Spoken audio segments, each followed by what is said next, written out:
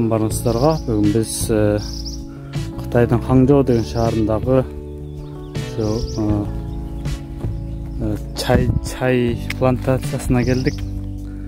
Бул чай кыргызчага, кытайча лоңжин деп коет да. Лоң деген дракон, аждар, жин деген кутук. Ушул чай Кытайда популярдуу чайлардын бири.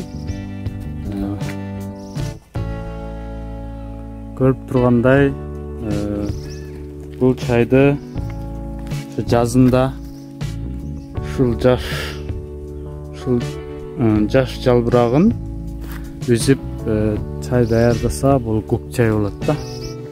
Көк чайдын бир түрү. Жалбырагын көрсөңөр, ушундай да. Эми бул чай январь, февраль, марттан баштап апрелге чейин бир айдын ичинде жаңы чыккан чайды даярдаганда ушундай чай болот да. Жалбырагын көрсөңөр, ушундай да. Чайын көрсөңүздөр, ушундай. Көк чай. Чай ушундай да. Көк чай.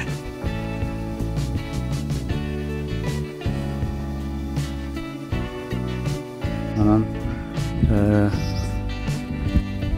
кийин жайкы чайды бышырып, ошо немеден өткөрүп,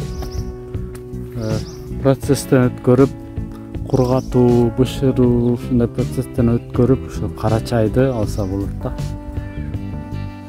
Апрелден июнга чейин эски жалбырактарды иштетип, ошо чайдан өзүн бышырып куурат да чайды. Шундан кийинкиси ошо биз ичкен жөнөкөй жана кызыл чай да.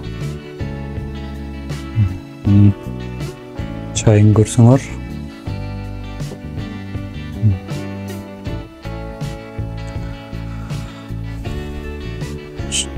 чай ушундай болот.